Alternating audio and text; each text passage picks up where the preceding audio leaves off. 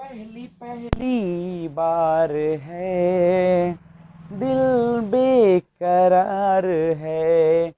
पहली पहली बार है, दिल बेकरार है।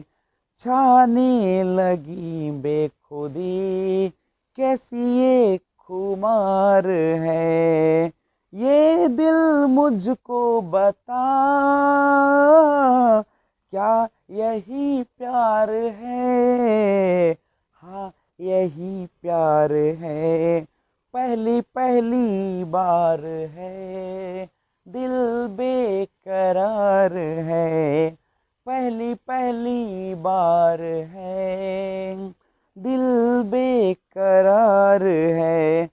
छाने लगी बेखुदी, कैसा ये खुमार है। ए दिल मुझको बता, क्या यही प्यार है। हाँ, यही प्यार है।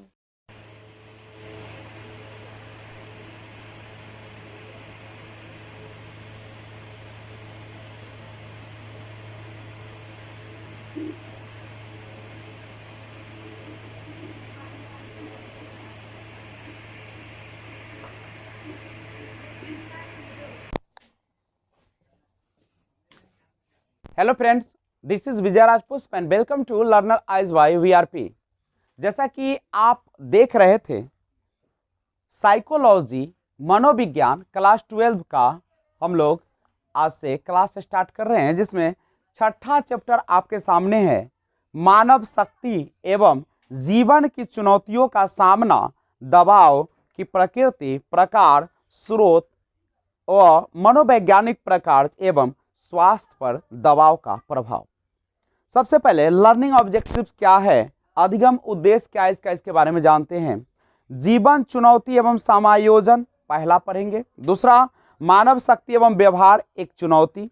तीसरा, मानव शक्ति अथवा दबाव प्रक्रिया। चौथा, मनोवैज्ञानिक प्रकार तथा स्वास्थ्य पर चुनौती अथवा दबाव का प्रभाव। और नेक्स्ट रहेगा दबाव तथा स्वास्थ्य और उसके आगे समान अनुकूलन, संलक्षण, संप्रत्यय और लास्ट में मूल स्मरणीय संकेत और अभ्यास आते हैं। यही हम लोग का पूरे चैप्टर के माध्यम से पढ़ेंगे। तो आइए सबसे पहले आप जाने जीवन चुनौती एवं समाज योजन।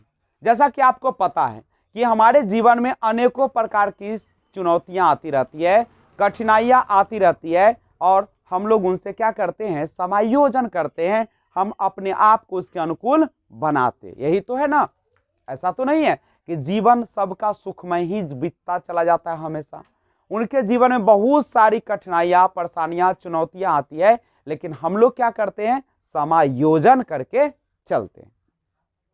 यानी नरेश अपनी कल सुबह होने वाली परीक्षा हेतु, पहला हम लोग शुरू करें जीवन चुनौती और समायोजन के बारे में जानेंगे।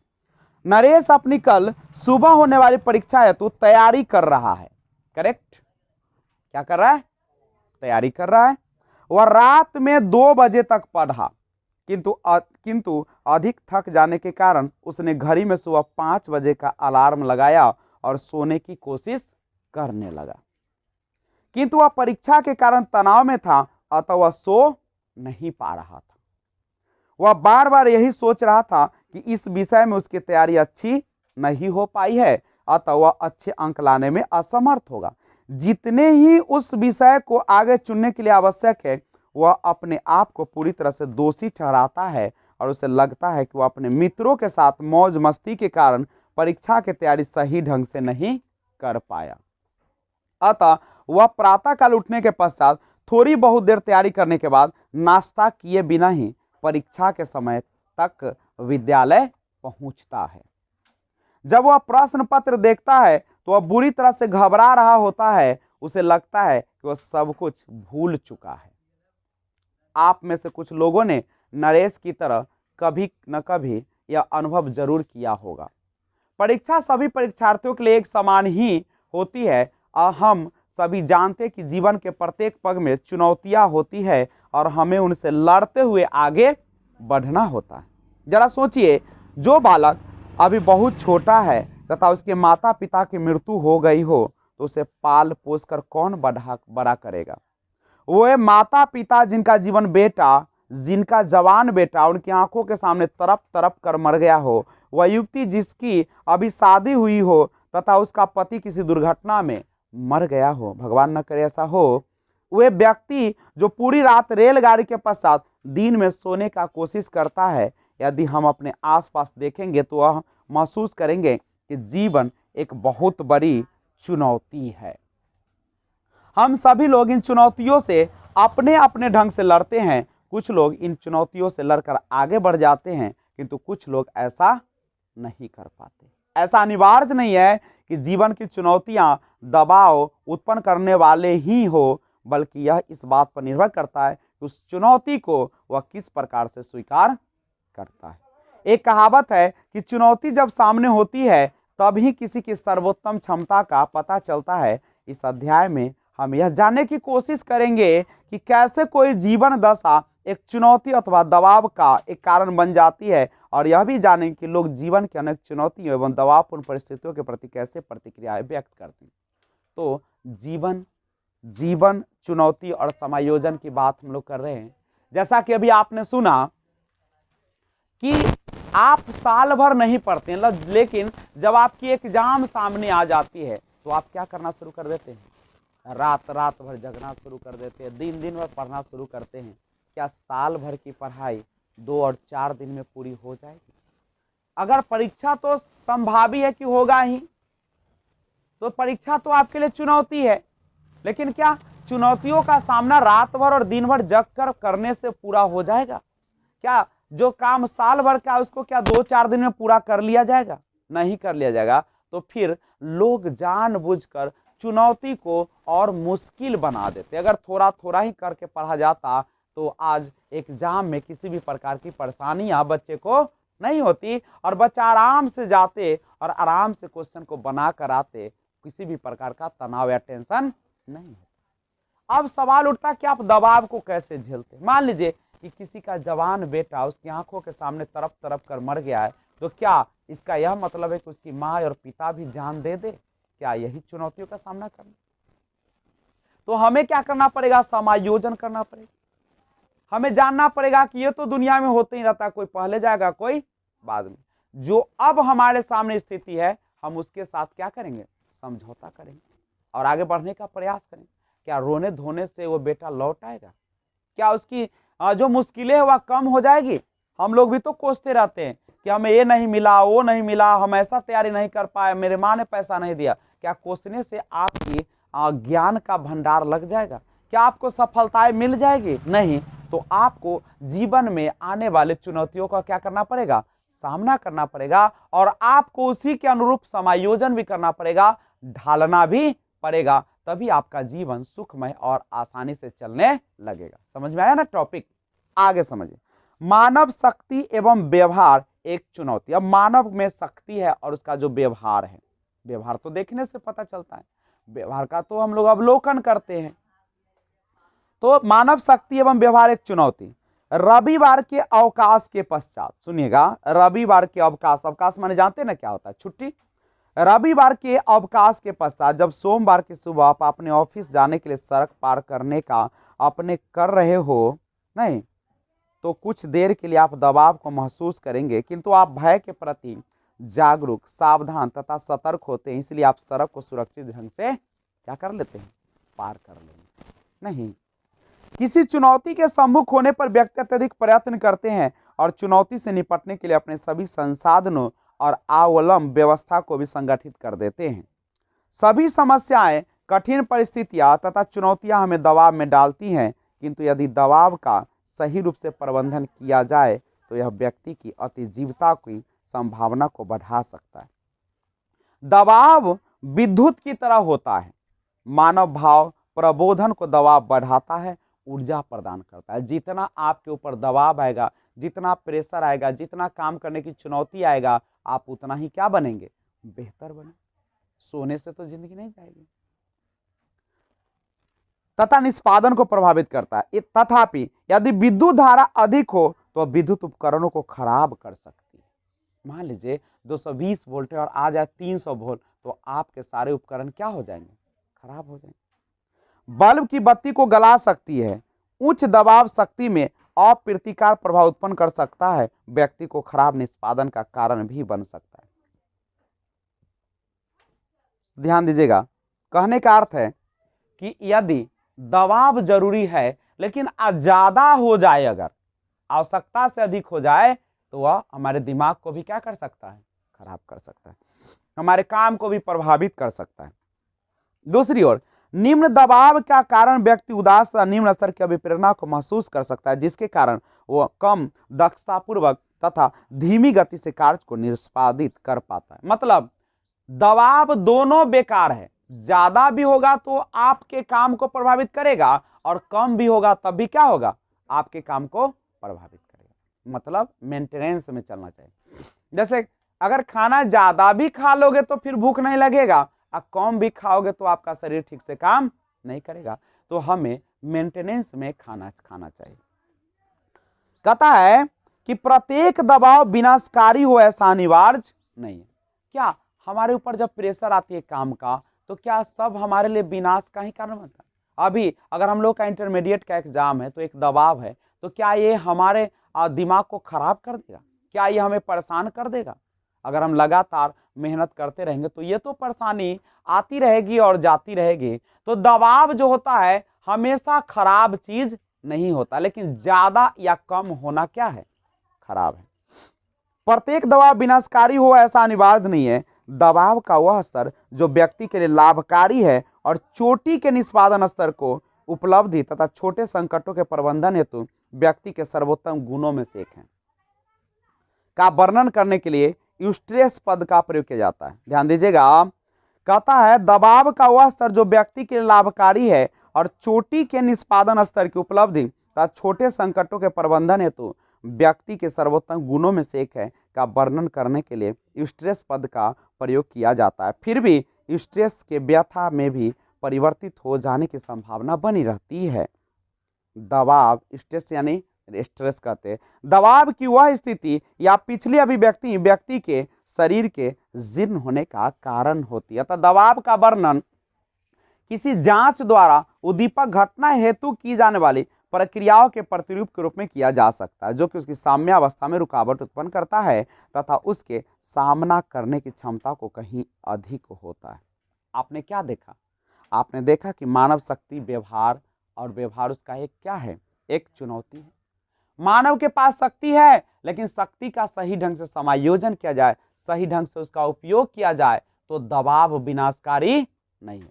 अगर आपके काम का दबाव है, आपके जीवन में बहुत सारे आम जीवन चलाने का दबाव है, तो अगर उसको ज्यादा न रखा जाए, न कम रखा जाए, तो हानिकारक नहीं है, हमारे काम को प्रभावित नहीं करेगा। लेकिन अगर ज्यादा प्रेशर में आ जाइएगा और ज्यादा कम प्रेशर में भी एकदम रहिएगा, तब भी आपको क्या करेगा, आपको नुकसान करेगा, आपके काम को प्रभावित करेगा। मान लीजिए कि अगर आपके मन में इच्छा ही नहीं हो एग्जाम के प्रति, आपके अंदर दबाव हो, दिन रात करे पास होंगे कि फेल होंगे, पास होंगे कि फेल होंगे, पास होंगे कि फेल होंगे, अगर दिन रात यही गुणगान कीजिएगा, तो क्या आप हमेशा परेशान रहिएगा कि नहीं रहिएगा?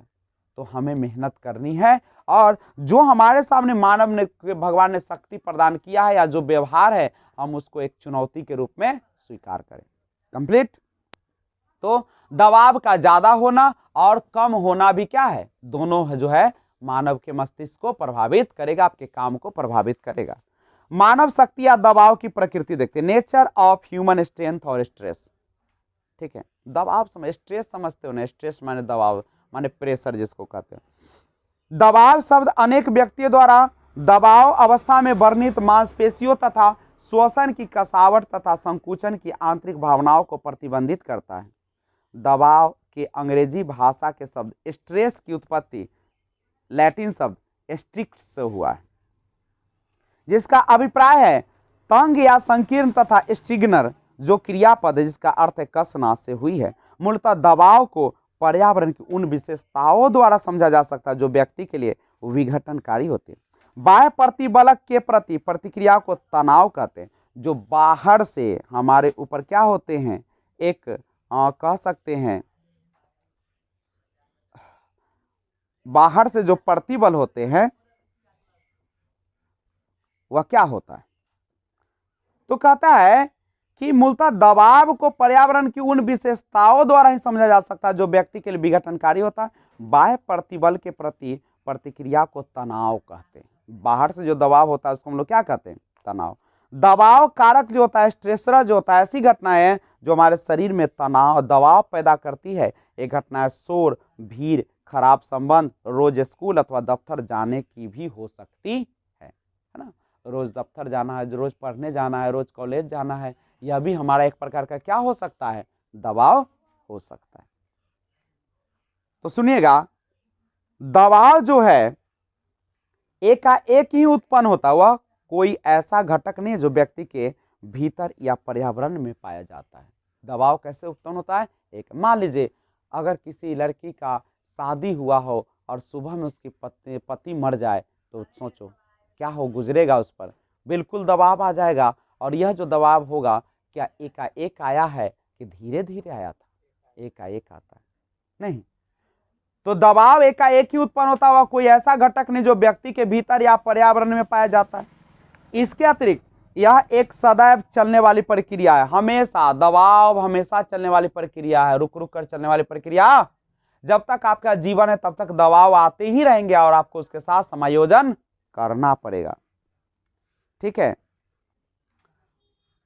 इसके अतिरिक्त यह एक सदैव चलने वाली प्रक्रिया है जिसके अंतर्गत व्यक्ति अपने सामाजिक एवं सांस्कृतिक पर्यावरणों में कार्य संपादन करता है, इन संघर्षों का मूल्यांकन करता तथा उनसे उत्पन्न होने वाली अनेक समस्याओं का निवारण करने का प्रयत्न करता है। दबाव एक संज्ञानात्मक, गत्यात्मक, मानसिक अवस्था है। वह एक ऐसा असंतुलन उत्पन्न करता है जिसके कारण उस असंतुलन के निवारण अथवा समस्थिति को दोबारा स्थापित करने की जरूरत होती है। नहीं तो ध्यान रखिएगा इन सारे चीज़ों को। अब एक और चीज़ समझिएगा, अगर हम बात करते हैं तो कहते हैं कि दबाव पूर्ण परिस्थिति, अगर आपके ऊपर दबाव आया हुआ है तो प्रति एक व्यक्ति की अनुक्रिया अधिक सीमा तक घटनाओं के प्रत्यक्षण या मूल्यांकन या उसके व्याख्यान पर निर्भर करती है। अगर किसी के साथ किसी भी प्रकार का दबाव है, किसी भी प्रकार का चुनौती है, तो वह किस पर निर्भर करता है? आपके सोच पर, आप किस प्रकार से इसको ग्रहण करते हैं। नहीं, लोजरस जो था, लोजारस जो मनोवैज्ञानिक है, मूल्यांकन के दो प्रकार बता। मूल्यांकन समझते हो? मूल्यांकन वो होता है जब पाठ खत्म हो जाती है तब आपसे आपके कमजोरी को आपके निदान करने के लिए नहीं जो किया जाता है, मूल्यांकन कहलाता है। मूल्यांकन क्या है? किसी पाठ के अंत में जो होता है या सत्र के अंत में होता है या किसी भी चीज के अंत में होता है, उसी को हम लोग क्या कहते हैं? मूल्यांकन। तो लोजारस ने मूल्यांकन के दो प्रकार बताए, प्राथमिक तथा द्वितीयक। प्राथमिक मूल्यांकन का आशय है एक नवीन या चुनौतीपूर्ण पर्यावरण का उसके सकारात्मक, तटस्थ अथवा नकारात्मक परिणामों के रूप में प्रत्यक्षण से है। द्वितीयक मूल्यांकन कौन होता है? तो द्वितीयक मूल्यांकन के अंतर्गत व्यक्ति की अपनी सामना करने की योग्यता तथा संसाधनों का मूल्यांकन होता है कि क्या वे उस घटना द्वारा उत्पन्न खतरे, नुकसान या चुनौती से लड़ने के लिए पर्याप्त है। ये संसाधन शारीरिक, मानसिक, सामाजिक अथवा वैयक्तिक हो सकता है। कोई भी जब चुनौती आती है तो आपको क्या करना पड़ता है? उसका सामना करना पड़ता है। तो वो सामना करने की क्षमता जो होता है वो कौन होता है? द्वितीयक मूल्यांकन। यदि कोई व्यक्ति समझता है कि संकट से निपटने के लिए उसको सकारात्मक अभिवृत्ति, स्वास्थ्य कौशल तथा सामाजिक अवलंब उपलब्ध है तो वह कम दबाव महसूस करेगा। मूल्यांकन का यह क्रम न केवल हमारी नकारात्मक घटनाओं का मूल्यांकन उनके द्वारा संभावित भय, हानि या चुनौती के लिए किया जाता है, किसी घटना के द्वारा अब तक हुई क्षति का मूल्यांकन ही हानि है। समझे? अभी तक जो भी आपने लॉस, क्षति किया है, जो नहीं कर पाए हैं, अगर उसका मूल्यांकन करते हैं तो क्या होता है? आपकी हानि है। भविष्य में उस घटना द्वारा संभावित क्षति का मूल्यांकन ही भय है। घटना कितनी चुनौतीपूर्ण है इसका मूल्यांकन उस दबावपूर्ण घटना का सामना करने की योग्यता से है कि उस पर विजय प्राप्त की जा सकती है तथा उससे लाभ भी उठाया जा सकता है। नहीं तो ध्यान रखिएगा इसको। अब एक बात आता है कि संज्ञानात्मक तथा व्यवहारात्मक। संज्ञानात्मक समझते हैं ना आप लोग? संज्ञानात्मक माने सोचने, समझने, तर्क करने की क्षमता जो मस्तिष्क के ब्रेन के पास है, वही संज्ञान है। आपकी संज्ञानात्मक तथा व्यवहारात्मक अनुक्रिया का निर्धारण करता है। अब तो बाह्य घटनाओं के प्रति हमारे सांवेगिक एवं शरीर क्रियाएं अनुक्रियाओं का भी निर्धारण करता है। एक व्यक्ति जो है विश्वास करता है कि वह किसी नकारात्मक परिस्थिति के आरंभ होने या उसके प्रतिकूल परिणामों पर नियंत्रण कर सकता है, तो उस व्यक्ति की तुलना में जिसे व्यक्तिक नियंत्रण का कोई ज्ञान न हो, कम दबाव महसूस करता है। अब सुनिएगा, उदाहरण के आत्मविश्वास या सक्षमता की भावना यह निर्धारण कर सकती है कि व्यक्ति किसी परिस्थिति का मूल्यांकन एक चुनौती या भय के रूप में करेगा। तो किस पर निर्भर करेगा? व्यक्ति के परिस्थिति पर। अतः किसी दबाव कारक के अनुभव तथा परिणाम एक व्यक्ति से दूसरे व्यक्ति से अलग हो सकते हैं। क्या दुनिया में सभी व्यक्ति एक ही प्रकार का दबाव महसूस करता है? क्या एक ही प्रकार का टेंशन महसूस करता है? कोई हंसते हुए उसको ले लेता है, कोई उसको और रोते हुए ले लेता है। किसी का अगर मान लो कि 10,000 20,000 गिर जाता है तो वो सोचता है कि छोड़ो, अब चला गया, अब तो आने वाला नहीं है। और कोई जो है दिन रात जाके सो जाता है, टेंशन में आ जाता है, बीमार पड़ जाता है। 10 तो पहले ही गया था और न जाने कितने 10 चले जाएंगे बीमार होकर। तो ये क्या है? दबाव को सहने की क्षमता है, जानते हो ना। तो दबाव को सहने की अनेक क्षमता। ऐसा नहीं कि आपका 500 गुम हो गया, आप दिन रात उसी चिंता में लगे हो। अरे गया तो गया, फिर आएगा, आएगा कि नहीं आएगा? तो दबाव को आप पर निर्भर करता है कि आप किस प्रकार से दबाव का अनुभव करते हैं।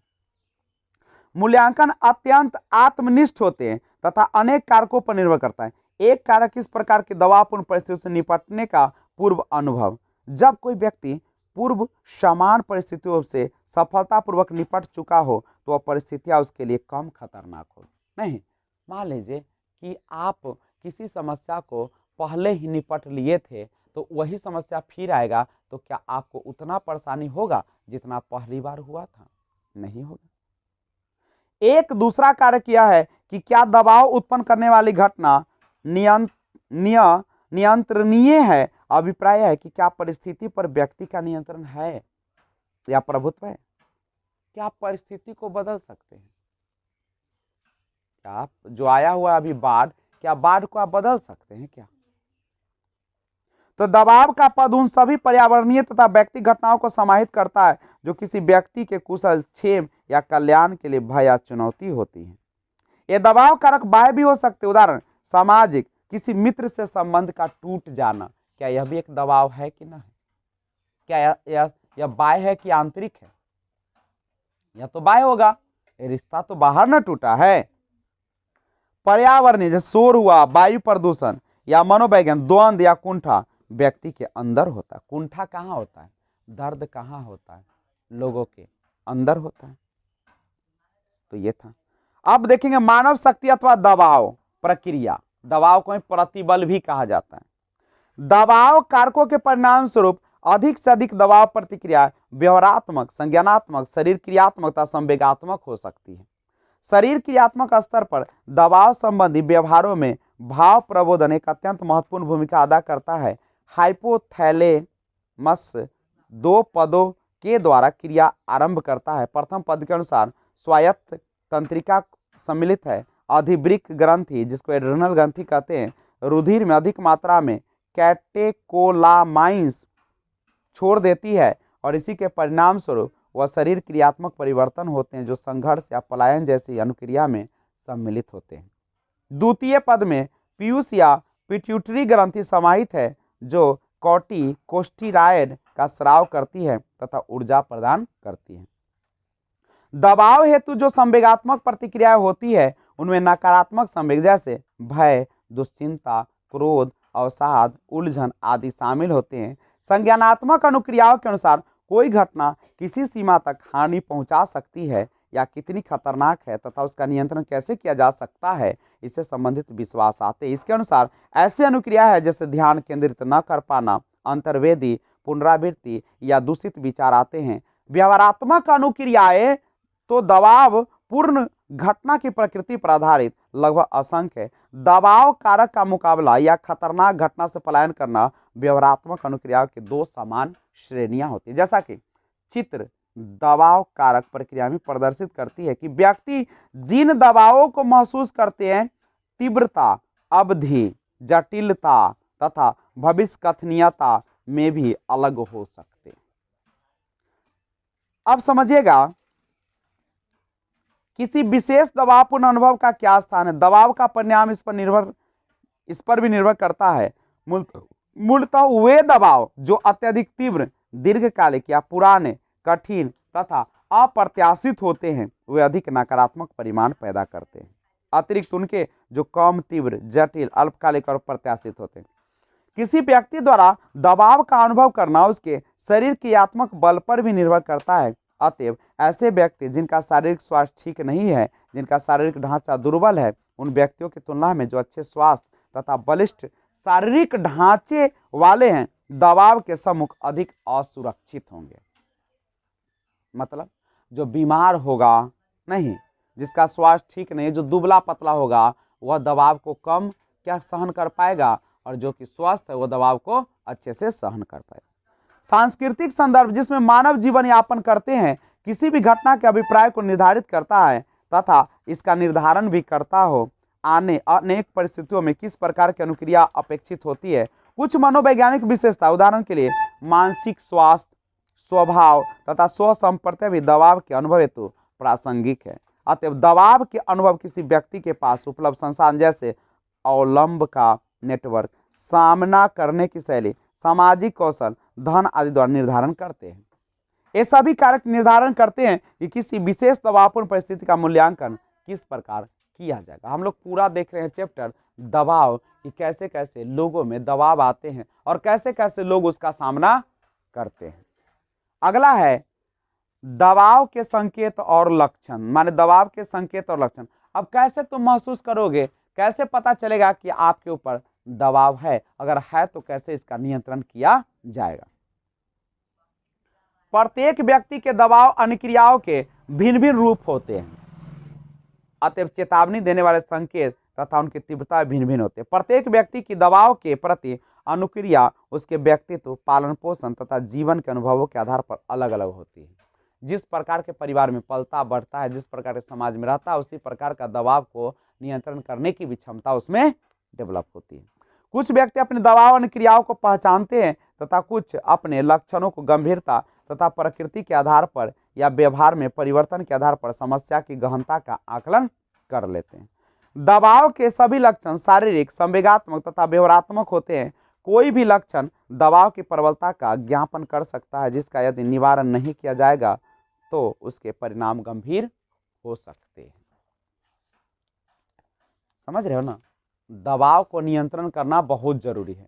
अगर आप दबाव में है, स्ट्रेस में है और दबाव पर नियंत्रण नहीं किया तो ये क्या हो सकता है, हमारे लिए घातक हो सकता है। मान लीजिए कि किसी की अगर अभी अभी पति मर चुका है तो वो महिला क्या हो जाएगी, पूरी तरह से दबाव में आ जाएगी, स्ट्रेस में आ जाएगी। अगर उस पर नियंत्रण ना किया जाए, उसको अच्छे तरीके से समझाया बुझाया ना जाए, उसको आगे का जीवन ना दिखाया जाए, तो वह औरत भी क्या हो जाएगी, या तो पागल हो जाएगी या टेंशन में आकर खुदकुशी कर लेगी, या वो अपने बीमार पड़ के रह जाएगी लाश बन के। यही ना होगा।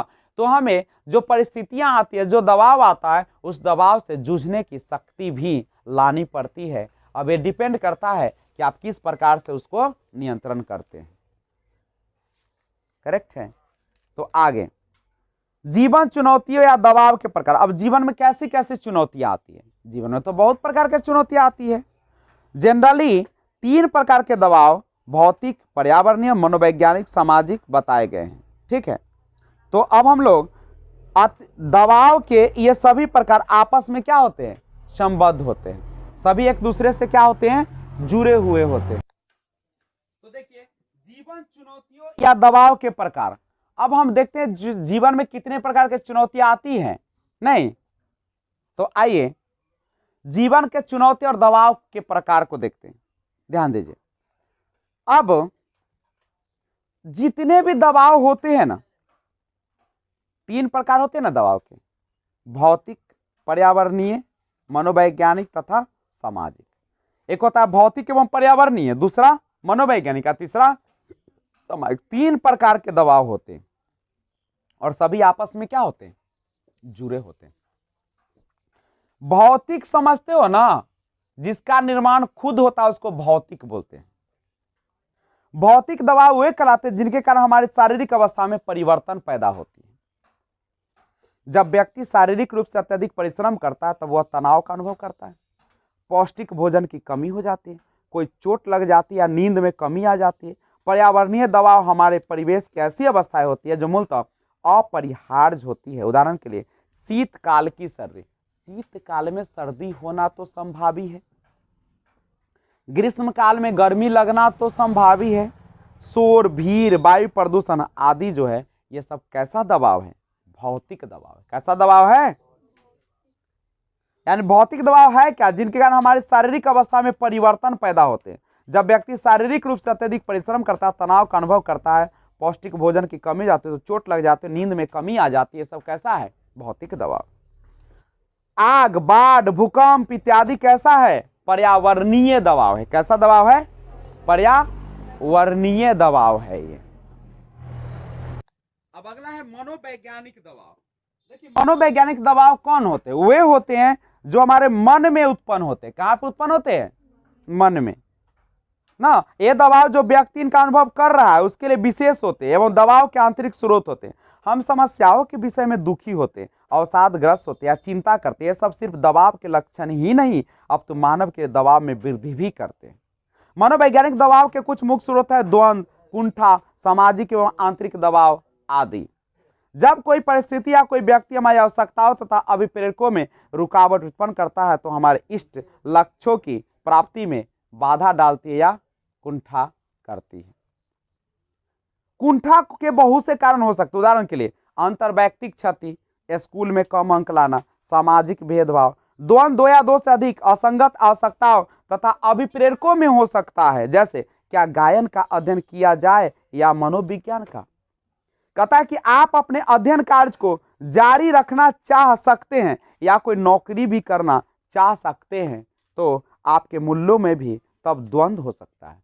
जब आपके ऊपर से ऐसे किसी कार्य को करने के दबाव डाला जाए जो आप करना ही नहीं चाहते हैं, नहीं, जो काम आपको करने की इच्छा ही नहीं है, मन ही नहीं है, तो आपके जीवन मूल्यों के क्या होगा, ये विपरीत होगा। आंतरिक दबाव हमारे अपने उन विश्वासों के कारण पैदा होते हैं जो हमारी ही कुछ प्रत्याशाओं पर आधारित होते हैं। जैसे कि मुझे प्रत्येक कार्य में श्रेष्ठ होना चाहिए, मुझे प्रत्येक कार्य में श्रेष्ठ होना चाहिए। इस प्रकार की आशाएं हमें सिर्फ निराशा की ही ओर ले जाएगी। कहां ले जाएगी,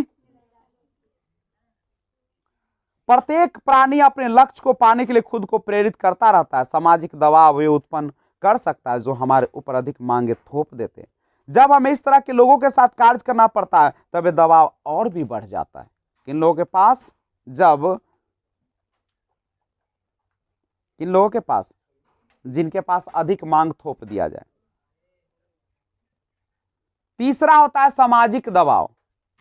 इस प्रकार के दबाव बाह्य होते हैं तथा अन्य लोगों के साथ हमारी अंतरक्रियाओं के कारण उत्पन्न होते हैं। इस प्रकार के सामाजिक घटनाएं उदाहरण के तनावपूर्ण संबंध, पड़ोसियों से लड़ाई झगड़ा, परिवार में किसी की अचानक मृत्यु, ये सब किसके उदाहरण है, सामाजिक दबाव के उदाहरण है।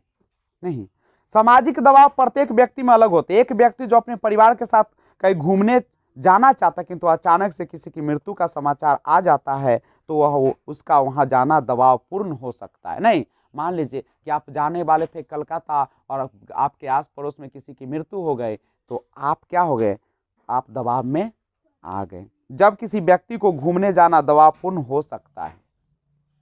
अब दबावपूर्ण जीवन घटनाओं की मापनी के बारे में देखते हैं। अब बहुत सारे इसके मापनी है। हेल्म्स तथा राहे ने दबाव हेतु जीवन घटनाक्रम की एक मापनी का निर्माण किया है। उपयुक्त मापनी के आधार पर सिंह, कौर तथा कौर ने भारतीय जन समुदाय हेतु दबावपूर्ण जीवन घटनाक्रम की एक मापनी का विकास किया जो संभावित दबावपूर्ण जीवन घटना मापनी के नाम से जानते हैं।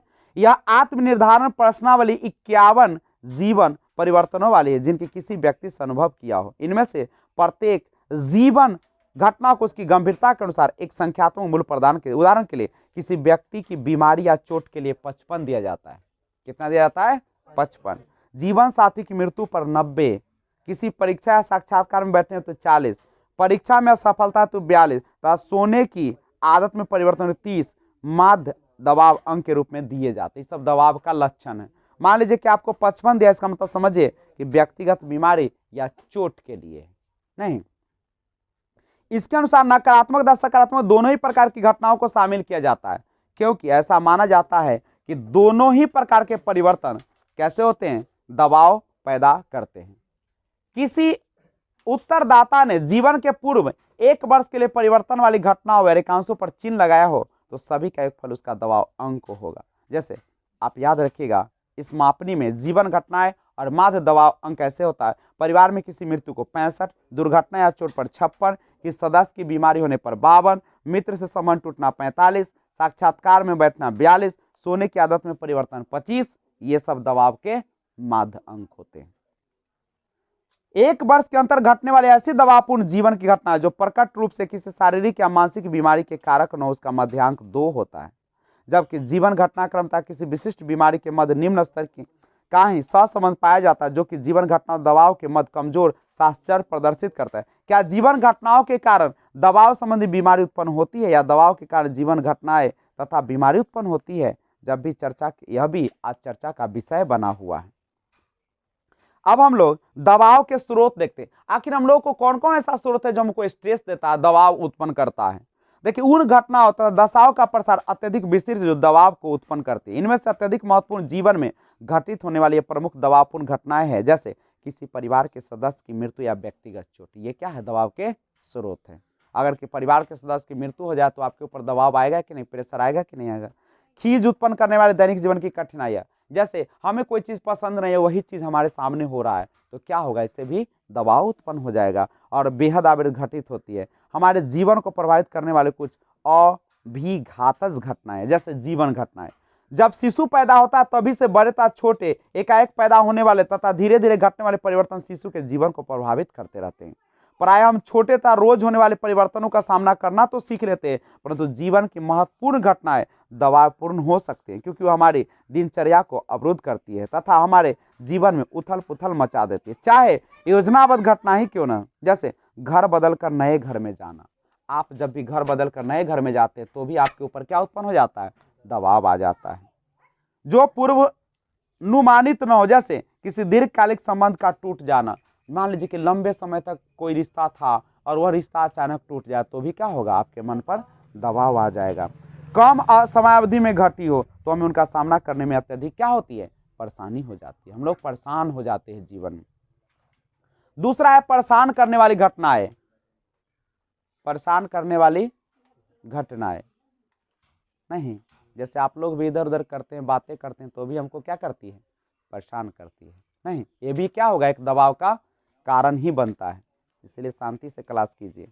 दूसरा कारण देखिए, परेशान करने वाली घटनाएं में कौन आएगा, ऐसे दबाव की प्रकृति व्यक्तिगत होती है जो अपने दैनिक जीवन में घटित होने वाली घटनाओं के कारण बनी रहती है। नहीं, रोज का आना जाना, कोलाहलपूर्ण परिवेश, बिजली पानी की कमी, यातायात की भीड़ भाड़, झगड़ालू पड़ोसी आदि कष्ट देने वाली घटनाएं हैं। ये सब परेशान करने वाली घटनाएं हैं कि? मान लीजिए आपका पड़ोसी रोज लड़ रहा है, झगड़ रहा है, तो भी तो हमको परेशान करेगा ना। एक गृहिणी की भी विभिन्न ऐसे आकस्मिक कष्टप्रद घटनाओं का अनुभव करना पड़ता है। कुछ व्यक्तियों में कुछ ऐसी परेशान करने वाली घटनाओं का सामना नियंत्रण करना पड़ता है। कभी कभी कुछ ऐसी ही परेशानियों का अधिक तबाहीपूर्ण परिणाम उस व्यक्ति को भुगतना पड़ता है जो घटनाओं का सामना अकेले करता है, क्योंकि बाहरी अन्य व्यक्तियों को इन परेशानियों की जानकारी भी नहीं होती। जो व्यक्ति इन परेशानियों के कारण जितना ही अधिक दबाव महसूस करता है उतना ही अधिक उसका मनोवैज्ञानिक कुशल क्षेम निम्न स्तर का होता है। आप जितना ज्यादा महसूस करेंगे परेशानी को, उतना ही ज्यादा क्या होगा, यह परेशानी आपको और परेशान करेगी। मान लीजिए आपके सामने परेशानी आया तो उसको क्या करेंगे, हम परेशानी को दूर करने का उपाय निकालेंगे ना कि और उसके साथ परेशान हो जाए। मान लीजिए कि आपने पोखर में मछली रखा हुआ था, अचानक बाढ़ आ गया, सब दह गया, तो क्या करें, हम पोखर में जाकर हम भी डूब के मर जाए क्या? अरे चला गया, क्या करोगे, क्या तुम्हारे हाथ में है? अब जो है उस पर ना सोचना है कि जाल लगाए कि उसको घेरे कि क्या करे।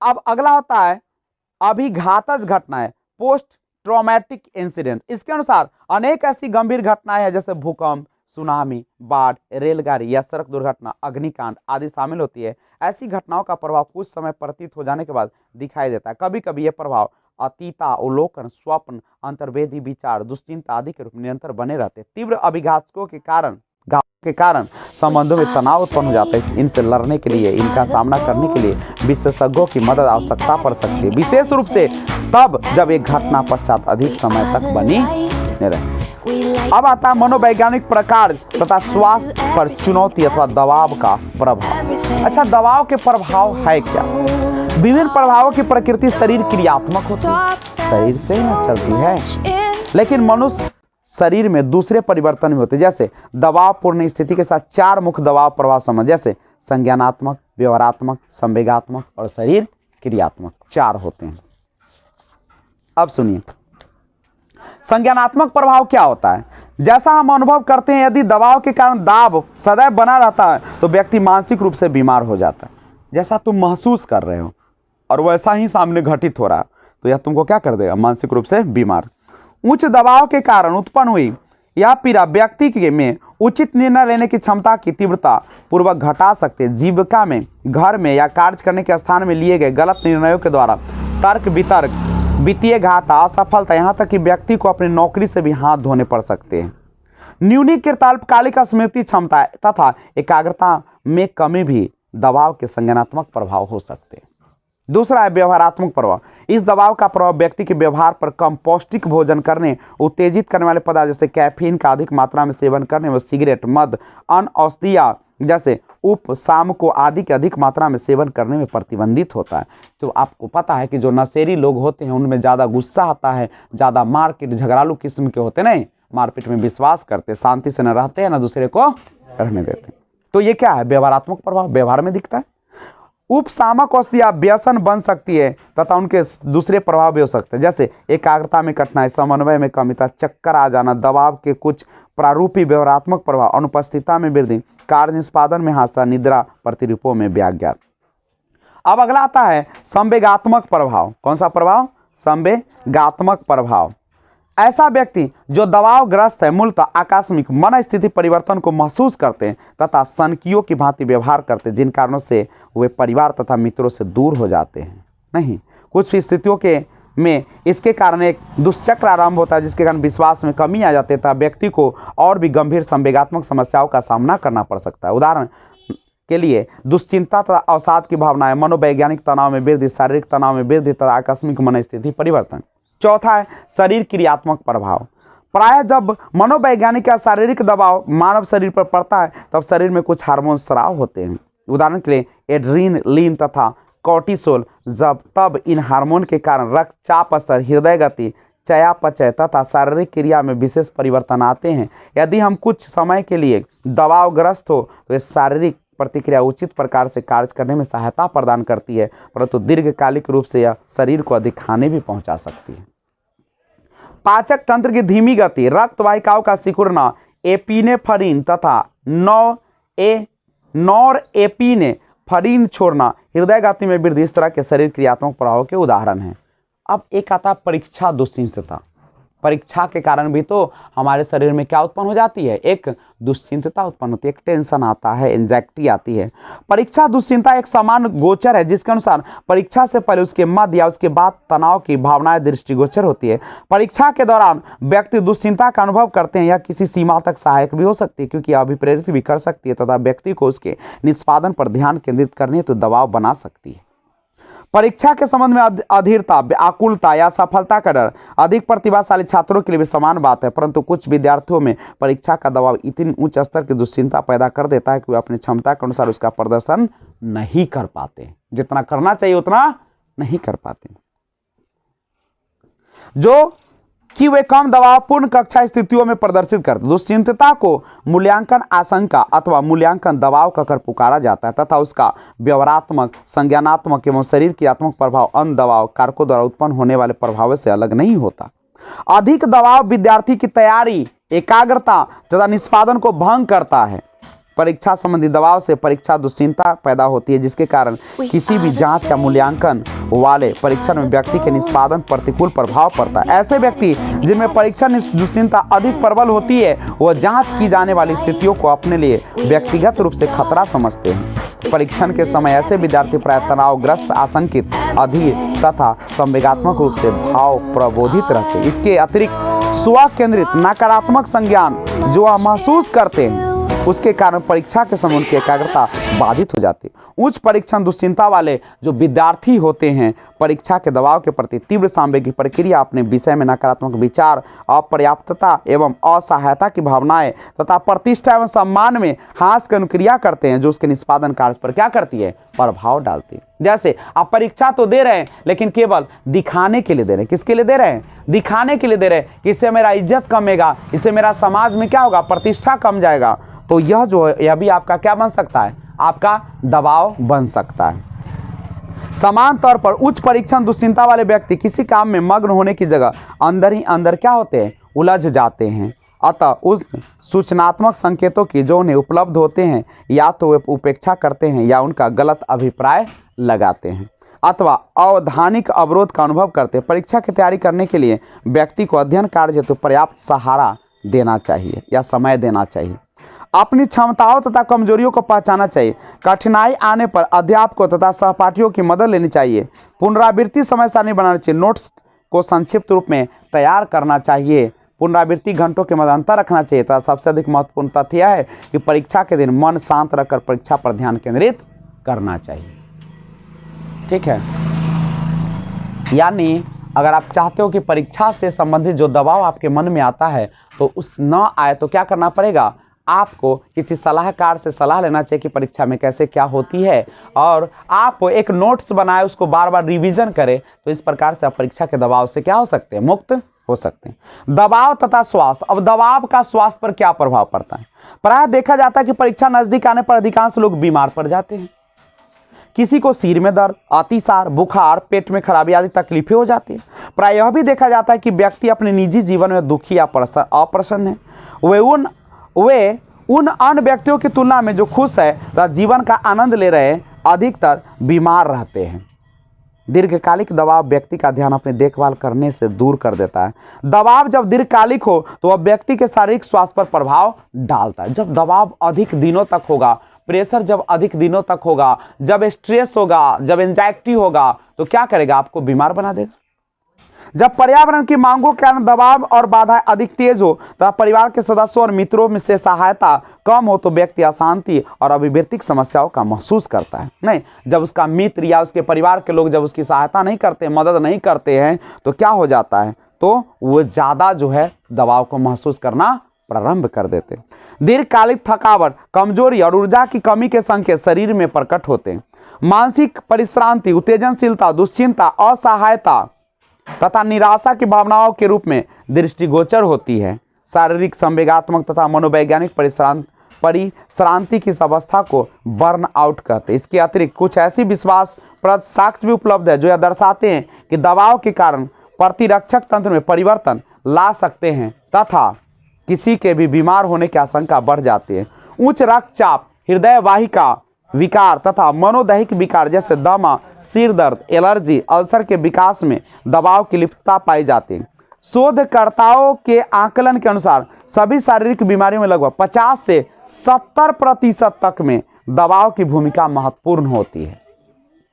अध्ययन यह भी दर्शाते हैं कि चिकित्सक के पास जाने के लगभग 60% मामले मूलतः दबाव संबद्ध लक्षणों के कारण ही होते हैं। यानी आपके अंदर जो बीमारियां उत्पन्न होती है, आपके अंदर जो परेशानियां उत्पन्न होती है, इस सब की वजह क्या होती है, आपका एंजाइटी होती है, आपकी दबाव होती है।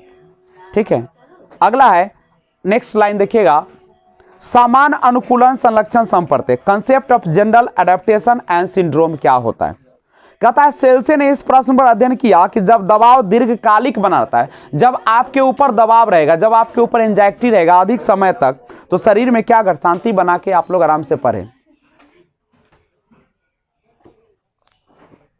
नेक्स्ट है, कहता है अध्ययन के समय पशुओं को अनेक दबाव कारक जैसे तापमान, एक्सरे तथा इंसुलिन की सुई लगाकर प्रयोगशाला में अधिक समय तक रखा गया तथा देखिए क्या किया गया कि दबाव के तो बहुत सारे कारक हैं, जैसे कहा कि तापमान, एक्सरे, इंसुलिन की सुई लगाकर प्रयोगशाला में अधिक समय तक रखा गया तथा साथ ही साथ उन्होंने अनेक चोटों तथा बीमारियों से ग्रसित रोगियों का अस्पतालों में जाकर परीक्षण भी किया। तब सेल्ले ने सभी में समान प्रतिरूप वाली शारीरिक अनुक्रियाएं पाई। सेल्ले ने इस प्रतिरूप को समान अनुकूलन संलक्षण अथवा GAS का नाम दिया। उनके अनुसार GAS के अंदर 3 चरण आते हैं: सचेत प्रतिक्रिया, प्रतिरोध तथा परिश्रांति। अब समझिएगा सचेत प्रतिक्रिया के चरण क्या होते हैं। जब कोई हानिकारक या उद्दीपक या दबाव कारक उपस्थिति उत्पन्न हो जाती है तो इसके कारण एड्रिनल, पीयूष, कॉर्टेक्स तंत्र सक्रिय हो जाते हैं। कौन सा? एड्रिनल, पीयूष और कॉर्टेक्स तत्व सक्रिय हो जाते हैं, यानी तंत्र जो होते हैं वो सक्रिय हो जाते हैं और यह उन स्रावों का रिसाव करता है जिससे दबाव अनुक्रिया होती है। अतः व्यक्ति संघर्ष या पलायन हेतु तैयार हो जाता है। दूसरा है आपका प्रतिरोध चरण। कौन चरण? प्रतिरोध चरण। जब दबाव दीर्घकालिक होता है तो प्रतिरोध चरण आरंभ हो जाता है। परानुकंपी तंत्रिका तंत्र शरीर के संसाधनों का अत्यधिक सावधानी पूर्वक प्रयोग करने हेतु उद्यत करता है। प्राणी भय का सामना करने के लिए मुकाबला करने का प्रयत्न करता है। और तीसरा आता है परिश्रांति चरण, ऊर्जा संसाधन हास। जो आपके अंदर ऊर्जा है उसमें क्या आना? कमी आना या उसका नाश होना। एक ही दबाव कारक या दूसरे दबाव कारकों के समक्ष दीर्घकालिक उद्भासन से शरीर के संसाधन बाहर निकालते हैं, जिसके कारण परिश्रांति का तीसरा चरण आता है। सचेत प्रतिक्रिया तथा प्रतिरोध चरण में कार्यरत शरीर क्रियात्मक तंत्र अपना कोई प्रभाव नहीं डाल पाता है तथा दबाव संबद्ध रोग जैसे उच्च रक्तचाप की संभावना बढ़ जाती है। कभी कभी देखते होंगे कि जो होती है ऊर्जा संसाधन जब ह्रास होता है तो लोगों में क्या जाता है, तो वह जो होते हैं उच्च रक्तचाप शुरू हो जाता है। कुछ मनोवैज्ञानिकों ने सेल्ले के मॉडल की आलोचना इसलिए की कि उसमें दबाव के मनोवैज्ञानिक कारकों की भूमिका अधिक सीमित बताई गई है। अध्ययनकर्ताओं के अंतर्गत घटनाओं का मनोवैज्ञानिक मूल्यांकन दबाव के निर्धारण हेतु अत्यधिक महत्वपूर्ण। व्यक्ति की दबाव के प्रति क्या अनुक्रिया होगी यह बहुत सीमा तक उसके प्रत्यक्षण, व्यक्तित्व तथा जैविक संरचना से प्रभावित होती है। यानी अगर आपके माता पिता, जैविक संरचना क्या होता है? आपके माता पिता, तो आपके जो माता पिता है, जो आपके पड़ोसी हैं, आपका जो समाज है, वह सब भी आपको बहुत सीमा तक क्या कर सकता है? आपको दबाव डाल सकता है। दबाव तथा प्रतिरक्षक तंत्र के बारे में बात करते हैं। कहता है कि दबाव के कारण प्रतिरक्षक तंत्र की कार्यविधि छिन्न हो जाती है। जैसे आपके ऊपर जब ज़्यादा दबाव होता है, जब ज़्यादा आपको परेशानियां होती है तो क्या हो जाता है? आपके जो कार्य करने की क्षमता होती है उसमें क्या आने लगती है? कमी आना प्रारंभ हो जाती है और आपके अंदर जो ऊर्जा होती है वह भी धीरे धीरे क्या होता है? नाश होना शुरू हो जाता है। प्रतिरक्षक तंत्र हमारे शरीर के अंदर तथा बाहर से होने वाले आक्रमणों से शरीर की रक्षा करता है। मन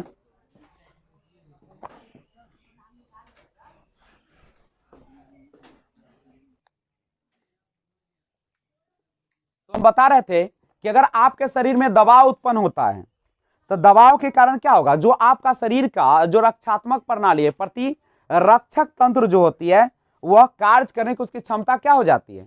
कमी पड़ जाती है। जो आपका शरीर जनरल काम करता है, क्या दबाव की स्थिति में ऐसा ही काम करेगा? मान लीजिए कोई व्यक्ति ज्यादा गुस्सा में है तो क्या वह व्यक्ति वही काम कर पाएगा जो जनरल रूप से कर पाता? नहीं कर पाता। क्यों? क्योंकि दबाव के कारण प्रतिरक्षक तंत्र जो होता है, प्रतिरक्षक माने जो आपके शरीर को जो बना के रखता है, वह क्या हो जाता है?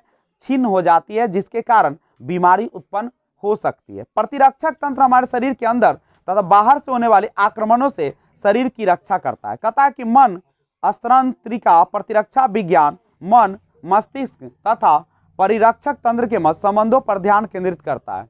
यह प्रतिरक्षक तंत्र पर दबाव के कारण प्रभाव अध्ययन करता है। प्रतिरक्षक तंत्र किस प्रकार से काम करता है?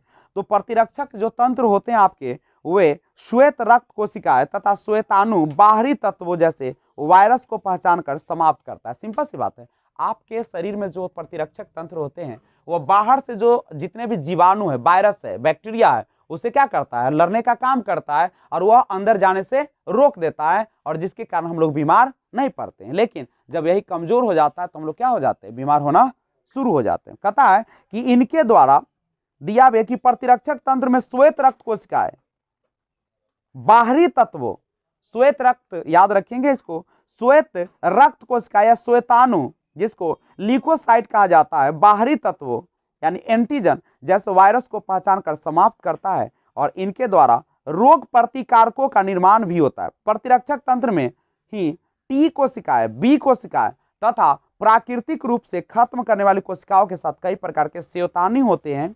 यानी जो श्वेताणु होते हैं, टी कोशिकाएं हमला करने वाले कीटाणु को समाप्त करता है। कौन कौन? टी जो होता है, टी वो क्या करता है, टी सहायक कोशिकाएं जो होती है वह प्रतिरक्षात्मक क्रियाओं में वृद्धि करती है और इन्हीं के टी सहायक जो कोशिकाएं होती है ह्यूमन इम्यूनो डेफिशिएंसी वायरस, जिसको HIV वायरस भी कहते हैं, आप आक्रमण करते हैं, जो कि एक्वायर्ड इम्यूनो डेफिशिएंसी सिंड्रोम के कारक है। बी कोशिकाएं रोग प्रतिकारकों को निर्मित करती है। प्राकृतिक रूप से नष्ट करने वाली कोशिकाएं कौन सा है? वायरस, ट्यूमर, दोनों के विरुद्ध क्या करती है? लड़ने का काम करती है। अब है क्या कि दबाव के कारण प्राकृतिक रूप से समाप्त करने वाली कोशिकाओं की कोशिका विषाक्तता पर प्रभाव पड़ता है, जो मुख्य संक्रमणों तथा कैंसर से रक्षा में अत्यधिक सहायक सिद्ध होता है। अधिक उच्च दबाव से ग्रसित व्यक्तियों में प्राकृतिक रूप से नष्ट करने वाली कोशिकाओं की कोशिका विषाक्तता में अत्यधिक कमी पाई जाती है। मुख्यतः ऐसे विद्यार्थियों जो किसी अत्यधिक महत्वपूर्ण परीक्षा में बैठने जा रहे हैं या जो किसी शोक से ग्रसित है तथा जो गंभीर रूप से अवसादग्रस्त हैं में भी पाई जाती है। मतलब क्या है? अगर कोई बच्चा अवसादग्रस्त है और परीक्षा देने जा रहा है तो क्या उसके पर प्रभाव पड़ेगा कि नहीं पड़ेगा? दबाव का असर होता है। तो हम कह सकते हैं कि प्रतिरक्षक तंत्र, प्रतिरक्षक माने आपको शरीर को रोगों से लड़ने की क्षमता, क्रियाशीलता उन व्यक्तियों के श्रेष्ठतर पाई जाती है जिनमें सामाजिक अवलंब उपलब्ध रहते हैं। इसके अलावा प्रतिरक्षक तंत्र में परिवर्तन उन व्यक्तियों के स्वास्थ्य पर अधिक प्रभाव डालता है जिनका प्रतिरक्षक तंत्र पहले से ही क्षीण हो चुका है। अगर आपका प्रतिरक्षक तंत्र, आपका शरीर से लड़ने की क्षमता पहले ही ठीक नहीं है तो आप मौसम जब भी बदलेगा या किसी भी प्रकार का परिस्थिति आएगा, आप तुरंत क्या हो जाएंगे? बीमार पड़ जाएंगे।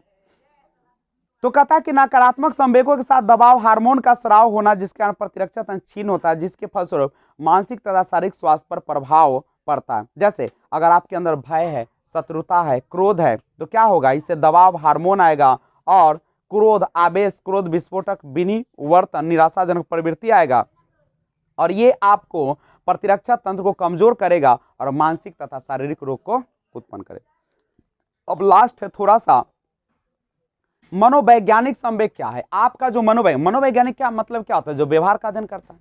जो मनोवैज्ञानिक संवेग है वो क्या है? तो कहता है कि मनोवैज्ञानिक दबाव सहित नकारात्मक संवेग तथा उससे संबंधित वजह से शत्रुता, क्रोध, अवसाद, आक्रामकता भी अनुषंगी होते हैं। शारीरिक स्वास्थ्य पर दबाव के प्रभाव का अध्ययन करते समय नकारात्मक सांवेगिक स्थितियां विशेष महत्व रखती है। दीर्घकालिक दबाव में वृद्धि कारण मनोवैज्ञानिक विकार जैसे आतंक यानी पैनिक दौरे तथा मनोग्रस्त व्यवहार में वृद्धि हो जाती है। आकुलता से कठिनाई इन सीमा तक बढ़ जाती है कि दिल के दौरे का भ्रम उत्पन्न कर सकती है। आकुलता समझते हैं ना, किसी भी चीज को पाने की जो तीव्र इच्छा आपके अंदर आती है, आकुलता, बेचैनी रहता है, वह भी आपके दिल के दौरे का कारण बन सकता है। तो कहते हैं कि दीर्घकालिक दबाव के दाव में व्यक्ति अविवेकी, भय, मन स्थिति में अचानक से परिवर्तन एवं दुर्भीति के प्रति अधिक प्रवण होते तथा क्रोध, अवसाद तथा उत्तेजनशीलता के दौरे महसूस कर सकते हैं। यह नकारात्मक संवेग प्रतिरक्षक तंत्र के कार्यों संबंधित प्रतीत होते हैं। अपने संसार का व्याख्यान करने की योग्यता तथा व्याख्यान को अपने व्यक्तिगत अभिप्राय तथा संवेगों से जोड़ने का हमारे शरीर पर प्रबल एवं प्रत्यक्ष प्रभाव पड़ता है। नकारात्मक मन स्थिति क्षीण स्वास्थ्य परिणामों से संबंधित है। जैसे आपके मन में पहले से नकारात्मक भाव अगर आ गए हैं तो क्या होगा? आपको क्या वो लड़ने की क्षमता को उत्पन्न करेगा कि आपको जान मारेगा? तो जान मारेगा, आपको छीन करेगा, आपको नष्ट करेगा। तो निराशा की भावनाओं का समय रोगों से अत्यधिक बिगड़ने से चोट में वृद्धि, अन्य कारणों से मृत्यु से होता है। याद रखिएगा कि हमें हमेशा सकारात्मक बनकर ही रहना है। सकारात्मक मतलब क्या है? आपके सामने अगर परिस्थितियां आई हैं तो आप परिस्थिति से लड़ने के लिए तैयार हो, न कि उसमें चिंता करें और आप उससे ग्रसित हो जाए। नहीं, तो हम अगर चाहते हैं कि हमारे ऊपर जो एक दबाव उत्पन्न होता है, चाहे बाह्य हो चाहे आंतरिक हो, उन पर हमको क्या करना पड़ेगा? समायोजन करना पड़ेगा और जो परिस्थितियां आपके सामने हैं उसका सामना करना पड़ेगा। तभी हम अपने समस्याओं से जूझ सकते हैं, लड़ सकते हैं और एक अच्छे जीवन की कामना कर सकते हैं। तो ये पूरा जो चैप्टर था वह आपका किस पर था? मानसिक दबाव, यानी दबाव पर था। नहीं कि हमारे अंदर या हमारे ऊपर जब विभिन्न प्रकार की परिस्थितियों के कारण दबाव उत्पन्न होता है तो हम किस प्रकार से उसका समायोजन करें। चुनौतियां तो आती रहेगी, चुनौती क्या कभी समाप्त हुई है? एक चुनौती समाप्त होती है, दूसरा चुनौती आने के लिए तैयार रहता है। तो हमें चुनौतियों से सामना करना है, भागना नहीं है, उससे लड़ना झगड़ना। ऐसा नहीं कि आपके परेशानियां आ गई, चुनौती आ गए तो आप कह रहे हैं कि मुझे जीना ही क्या है, बेकार है, मुझे फांसी लगा लेना चाहिए, मुझे जहर खा लेना चाहिए, मुझे डूब जाना चाहिए। तो ऐसे लोग जो होते हैं डरपोक किस्म के होते हैं, और वे खुद तो परेशानी होते ही हैं, दूसरे को भी क्या कर देते हैं, परेशान करते हैं। तो हमें देखिए, जीवन में जो सफलताएं हैं, निराशा है, उसके प्रति हमें कैसे बनने की जरूरत है, सकारात्मक। नहीं तो अगर परिस्थितियों का सामना करने की क्षमता है, तो ये आपके रोग से लड़ने की क्षमता भी क्या करेगा, डेवलप करेगा। नहीं, मान लीजिए कि आप नकारात्मक है, तो आपके रोग से लड़ने की भी क्षमता क्या हो जाएगी, धीरे धीरे छीन होगी, आप बराबर बीमार रहेंगे और धीरे धीरे आपकी मृत्यु तक हो सकती है। तो आज बस इतना ही, मिलते हैं एक और वीडियो के साथ। अगर नए व्यूअर्स है तो इस चैनल को सब्सक्राइब कर लीजिए और बेल आइकन को ऑल पे प्रेस कीजिए, ताकि जब भी वीडियो अपलोड करूं सबसे पहले आपको मिले, ओके, नोटिफिकेशन पहुंच जाए। तब तक take care, be enjoy, thanks for watching, जय हिंद, जय भारत। हाँ, जाते जाते एक चीज और काम करना है आपको, कि आप जो मनोविज्ञान या साइकोलॉजी पढ़ते हैं, तो आप एक छोटा सा नोट्स बनाएं, बुक खरीदे, बुक से नोट्स बनाए और उसको बार बार क्या करें, रिवीजन करें। आपके पास अगर ऑब्जेक्टिव के सब क्वेश्चन है, नहीं, या आपके पास क्वेश्चन बैंक है, तो उसके क्वेश्चन को भी बनाने का प्रयास करें, क्योंकि एग्जाम का सबसे अच्छी तैयारी किससे होती है, क्वेश्चन बैंक होना जरूरी है।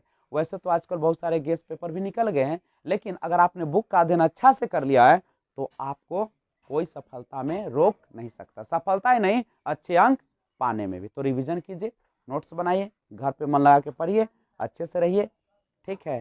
तो मिलते हैं फिर एक और वीडियो के साथ, तब तक बी एंजॉय, जय हिंद, जय भारत।